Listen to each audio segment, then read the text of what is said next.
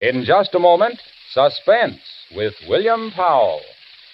Oh, Hap, here comes Harlow Wilcox. Now, Betty forgets I already have 2 sets of Autolite resistor spark plugs and tries to high-pressure me into buying another one. Well, hello there, Hello, friend. Mr. Wilcox. Hello. Hey, Hap, you look a little worried. Car not running right, maybe? Why... Spark plug trouble? Well, not at all. Listen, pal. What you need is a set of those sensational new ignition-engineered Autolite resistor spark plugs. But, Harlow, Why, the get-up-and-go a spark-weary engine gets from Autolite resistor spark plugs will turn your gloom to glee. Look, Harlow, I already have... Why, when you replace your old narrow-gap spark plugs with wide-gap Autolite resistor spark plugs, by Cornelius, you can actually tell the difference in your car. Your engine idles smoother. Harlow, wait a minute. I'll listen to you and my engine later, but... Yes, but right now, let's listen to Suspense.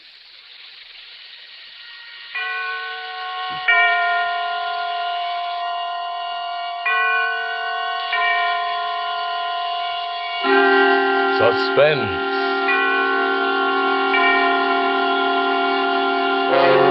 Autolite and its 60,000 dealers and service stations bring you radio's outstanding theater of thrills. Starring tonight, William Powell in Anton Leader's production of Give Me Liberty. A tale well calculated to keep you in suspense. I embezzled $250,000. I want you to know that needed brains, planning, patience. I devoted 3 years of my life to the trick, and I got away with it. $250,000. Of course, they caught me very easily, but they couldn't find the money. So they handcuffed me, brought me back to stand trial. The judge was as big a fool as the others. 7 years is a long time, Mr. French. The insurance company will agree to a much lighter sentence if you will reveal where you've hidden that money. But I only smiled. So my right wrist was handcuffed to the left wrist of a detective, and they put me aboard a train bound for the penitentiary. I could see that the detective had instructions to soften me up. He was much, much too kind. You comfortable, Mr. French? You want a magazine? Anything? Well, I'd like to be able to lift my hand without raising yours into the air. Can't you guard me without being quite so attached to me? Sure, I guess we can work that out. Now, tell you what. You sit next to the window. I'll kind of box you in. And that way you can wear the cuffs all by yourself and nobody loses. Thank you. Let me get my keys. There. On for me, on to you. Wonder if I've made a good change. Feels clumsy. Oh, you get the hang of it in no time at all. The biggest trouble is when you read a paper. 5 inches of chain don't give you much room to turn a page. Well, then I'd better leave the newspaper for a less constricting occasion. I'll have 7 years for reading. 7 years. And $250,000. Say, how smart does a guy have to be to get his hooks on so much lettuce? Would you like some of it? Now, you kidding. Well, let's make a deal. You drop the key to those things on the floor. Then go have yourself a nice lunch. Sure. And when do I see Mr. French again? When I meet you to pay off. Uh-huh. I wouldn't be taking kind of a chance there, It was would a stupid conversation, and I was only making words. I looked out at the Now, fields and brooks and houses rushing past. I wouldn't see these things for 7 years, not counting time off for good behavior. But then I'd be free again. And I'd have my $250,000. Not a bad salary, huh? I'd use my brains for myself this time. Suddenly... Everybody hold on! There's another train on the track!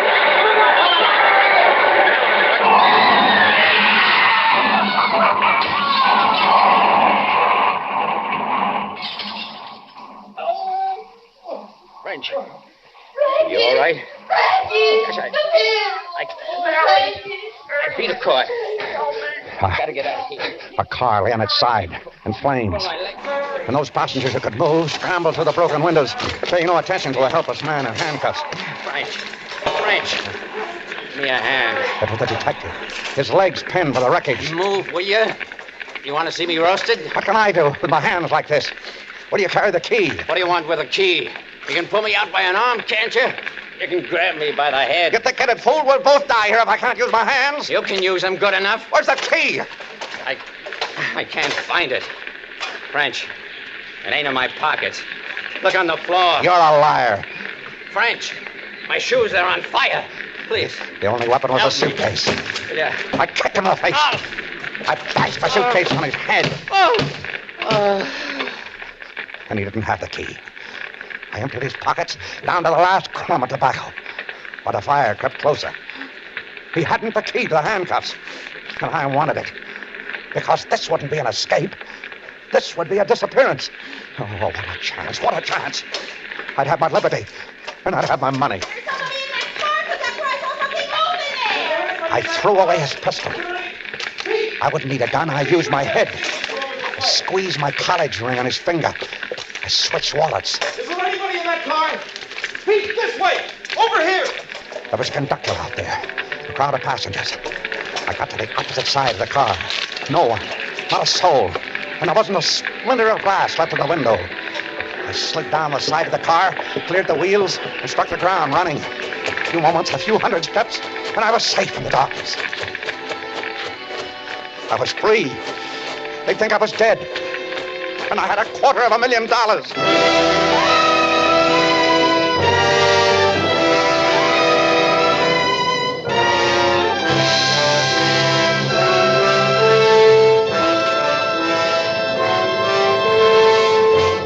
For Suspense, Autolite is bringing you William Powell in radio's outstanding theater of thrills, Suspense.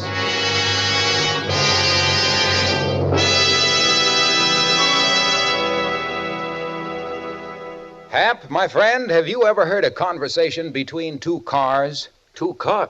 Harlow, Wilcox, are you crazy? Crazy like a fox. Listen, a sorrowful-looking sedan came up to me on the street the other day and said, "Pardon me, pal, but have you got a potent pill for a sput-puttering engine that keeps popping along on poor firing spark plugs?"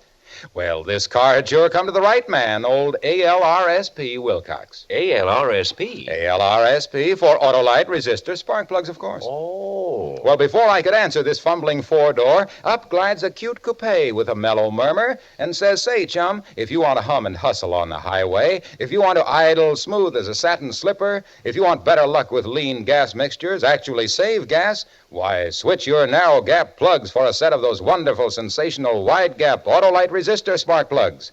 What's more," continues this chatty convertible, "Autolite Resistor Spark Plugs cut down spark plug interference with radio and television reception. Really, the spark plug of the future. Why, I was talking to a delighted television set Wait yesterday. a minute, Harlow. Now you've got a car talking to a television set. By Cornelius Hap, television sets, cars, and everybody are talking about Autolite Resistor Spark Plugs. And no wonder, because new Autolite Resistor Spark Plugs have a 10,000-ohm resistor, ignition engineered right into the spark plug, and a wider spark gap setting that means smoother idling and gas dollars saved. Autolite Resistor Spark Plugs fit any make and size of car, and don't forget, Autolite Resistor Spark Plugs are backed by the reputation of Autolite and the over 400 automotive, marine, and aviation parts made by the Autolite people. Pipe that. Okay, but right now, let's pipe Suspense. And now, Autolite brings back to our Hollywood soundstage William Powell as Earl French in Give Me Liberty, a tale well calculated to keep you in suspense.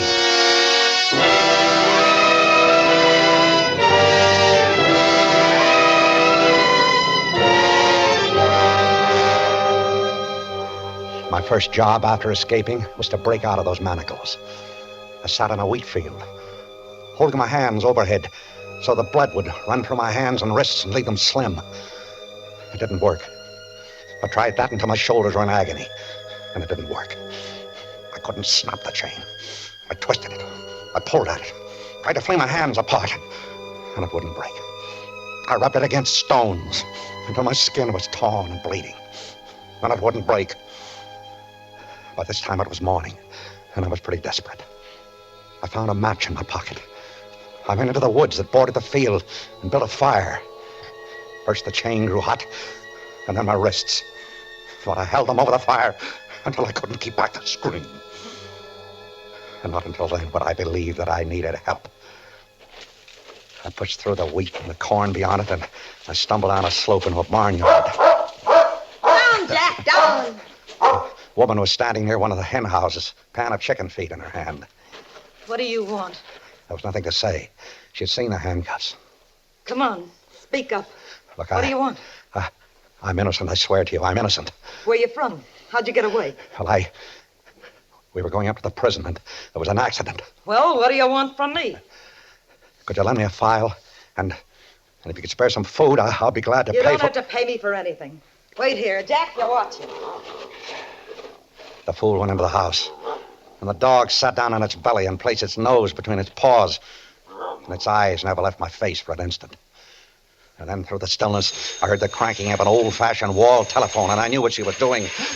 I ran like a whirlwind.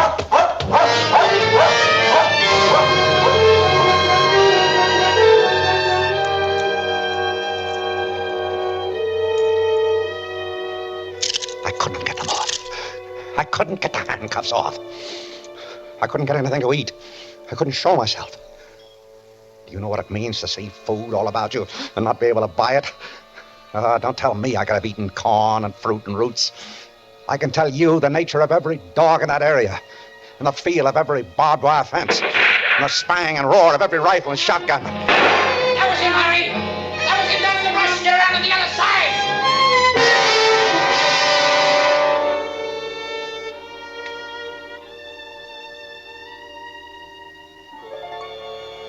I crept into a village one night and forced up the window of a hardware store. I wanted a file, just a file. Do you know what they carry in hardware stores these days? Glassware, kitchen gadgets, garden tools, seeds, ovens, rat poisons, dressers. And then I moved behind a counter. A hardware store has to have a file somewhere. And my foot struck a wire, stretched across the floor.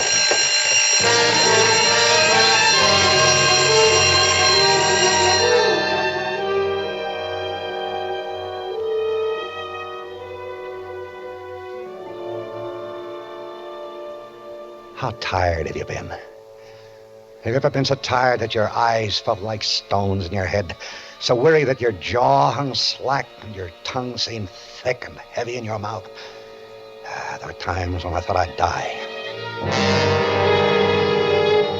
And on the evening of the 4th day of my liberty, I crawled quietly to the garbage cans back of a roadside diner and began to paw about for something I could eat.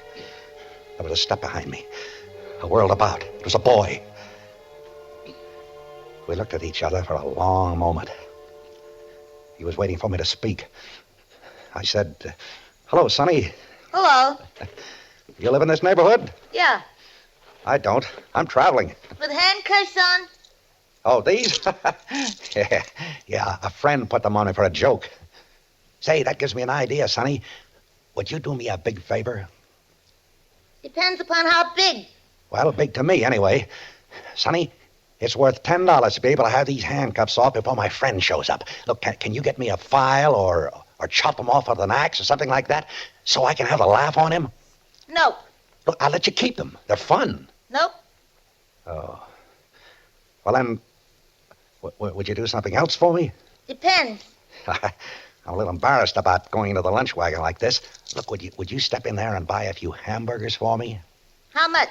Same $10. For a couple of hamburgers? Why not? Then maybe you'd change your mind about the file. Let's see the money.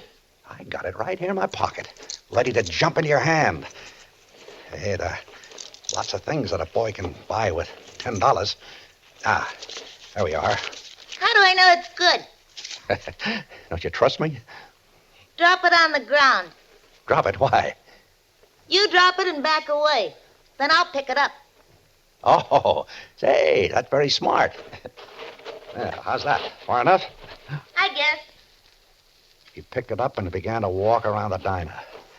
But when he was out of reach, he broke into a run. Come on. There's a convict out back. Call the guy with handcuffs on. Coffin. Let's get convict back on the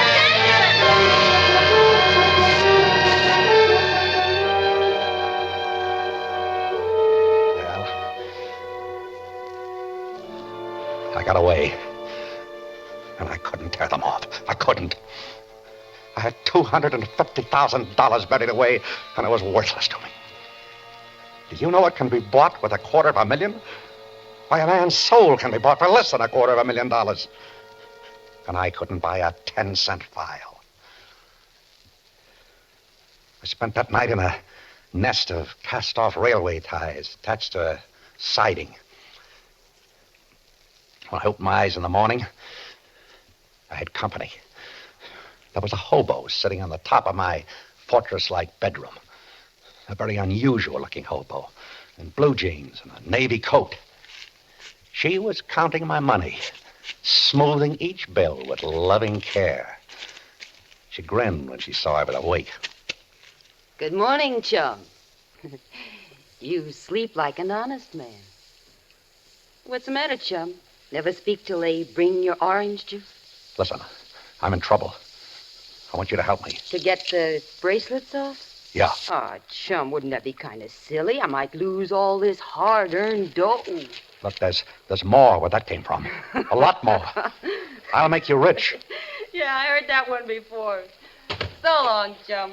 Listen to me. I got $250,000. Yeah, I get feelings like that, too. Come back, will you? It's true. Don't you read the papers? I'm Earl French. I never heard of you, and where would you get that much dough? Look, go into town and buy one of the newspapers of 6 days ago. That'll tell you. Tell me what?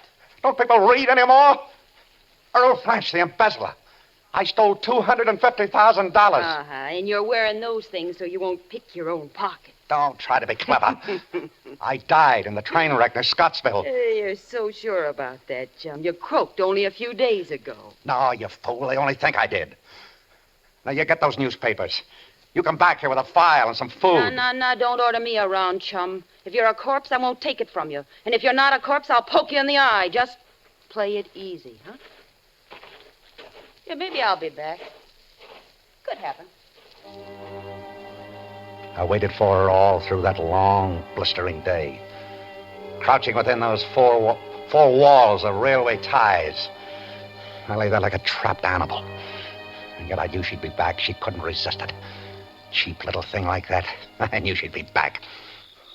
Chum, it seems you were a very important guy in your time. Ah, you saw the papers. Yeah, and I got good news for you. Mr. French, you're now burnt to a crisp. That's the way they found you in the train. Recognize me by the ring on my finger? Yeah. Well, you're dead, all right. You and $250,000. Well, we'll come to that later. You get to work with the file. No. You're giving orders again, and I told you I don't like it. Give me that file. It's right here in my jeans. And that's where it stays until you lead me to my share of that dough. Oh, you'll get it. Chum, listen to Mama. I can pick up 500 fish by turning in an escaped prisoner, or you can dig up that treasure chest and buy this file for half the plunder. That's 400 miles away. That's a fair distance. But I can't ride a train or a bus with these on my wrists. That's okay, chum. We'll walk. 400 miles? A cinch. I've done it before. We'll be seen. Not at night. How'll I eat? Where will he sleep? You'll sleep in the woods, and I'll bring the grub to you. Me, I'll sleep in town, where I'll be snug and safe. You don't take this file from me, chum. Not till I see my half of that dough.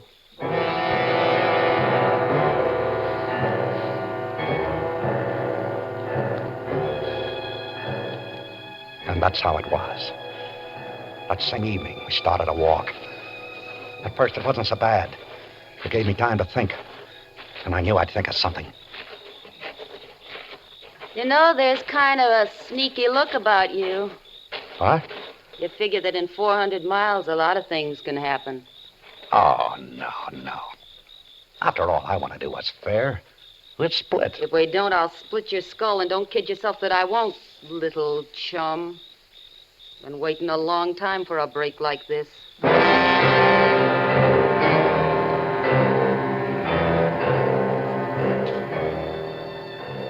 We walked, with the handcuffs digging so deep into my flesh that I began to believe they were a part of me. Yeah, she brought me food, but she wouldn't come close enough to hand it to me. And every time I reached for anything, it was torture. My hands and wrists were a mass of misery. And as though her pet animal were on a leash, my friend always walked 6 paces behind me. She was too smart. And I realized that I had to get away from her. And soon. And the morning I decided to do it, she found me a shack to hole up in. I could hardly wait for her to leave and go back into town. Yeah, this shack looks good. I'll meet you back here tonight. All right. See you tonight. That's the way I like you, chum. Nice and agreeable. Why not? Why shouldn't I be? See you tonight, as usual. Sure there isn't anything special you'd like me to bring you to eat? No, nothing special. Uh-huh. Say, chum, I think you better turn around. Why? Big... Hey!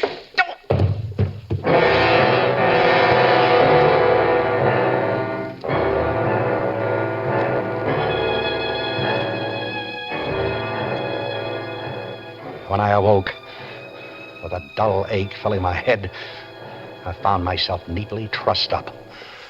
I could move a little, but not enough to get free. Talk about female intuition. She had guessed that I was going to try to get away from her, and she beat me to it. But I didn't give up, though. She'd have to make one mistake. The next night, we'd stop for a rest. Hey, French. Yeah? How can you be sure that dough is still there? It's safe. How do you know? What kind of a place do you hide it in? You'll see. Hey, don't you trust me? Of course. As much as you trust me. And it's time we stop playing this little game.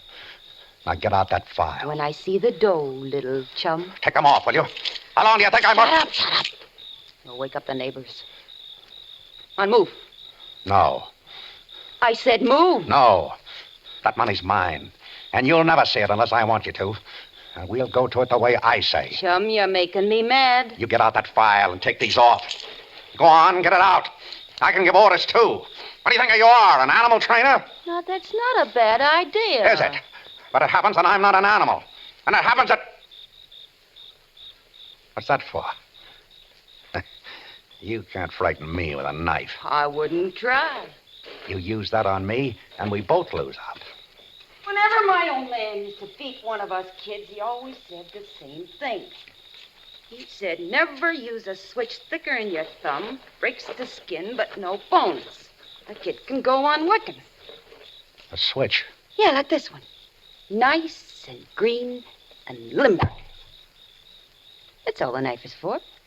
I wouldn't use a knife on a buddy. You won't use that either. Put it down. You know, this is something I wanted to do ever since I found you sleeping in those railroad ties. You gonna get up? No. This'll hurt. I'll kill you someday. I swear I'll kill you. I once had a husband like you. Brave enough outside, but once anybody put on the pressure... You talk too much. Go on, I'm calling your bluff. I'm sick of hearing you talk. All right. No! No! Get up! Come on.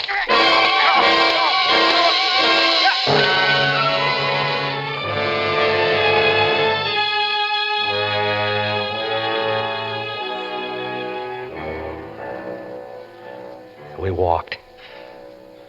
God, how I hated her. And she... Well, she was sure she'd beat me down altogether because she didn't even bother now to taunt me anymore. She was very quiet after that. And a little careless. I stopped now and then, and she'd bump into me in the darkness.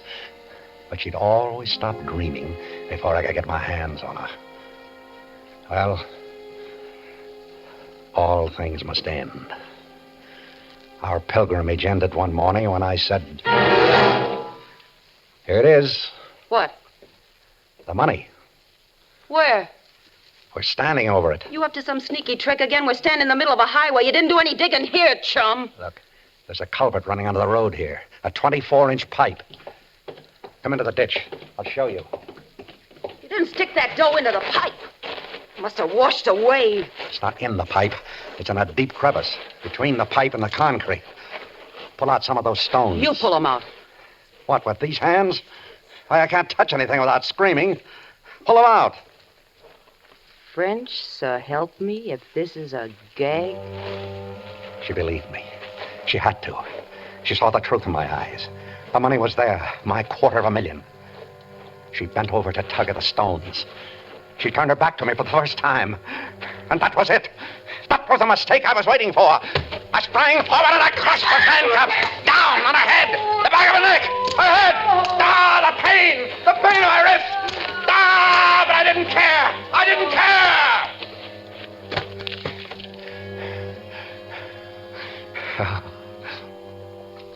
My hands. My hands.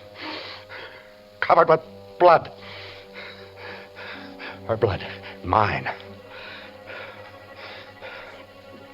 She was dead. But I couldn't move. My hands. My poor hands.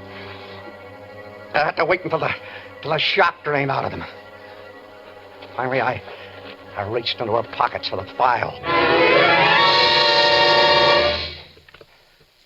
It isn't there.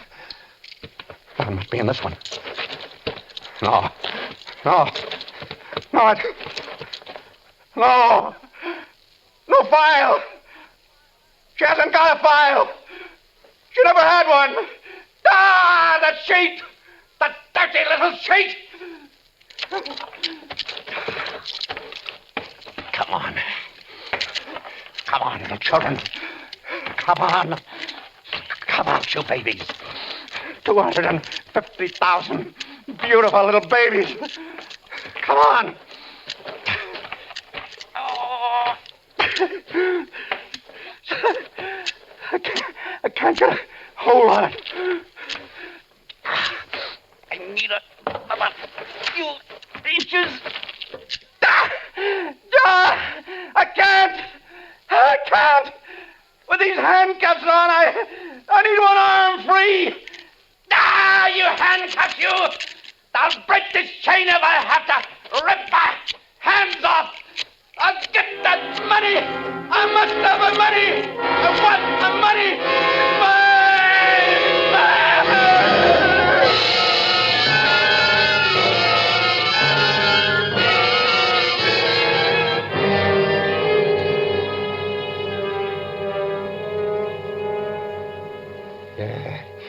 It's my money. It's my money. That's the way I found him, Chief, sitting in the ditch beside a dead girl and babbling like an idiot.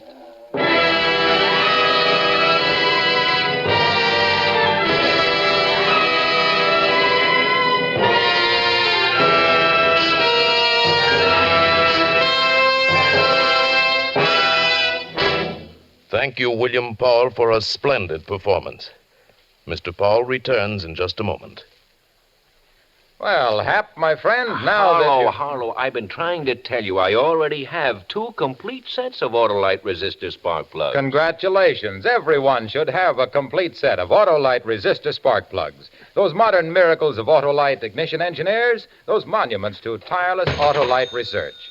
So, friends, why not drive down to your nearest Autolite dealer tomorrow, early tomorrow, and get your car a set of Autolite resistor spark plugs. They're sensational. And not because I said so either, but because they really are. Autolite means spark plug. Ignition engineered resistor spark plug. Autolite means batteries. Stay full batteries. Autolite means ignition system. The lifeline of your car.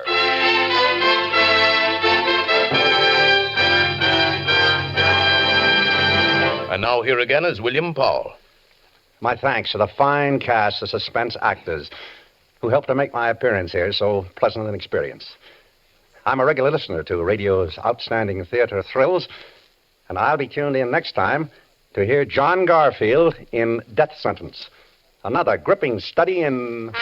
Suspense.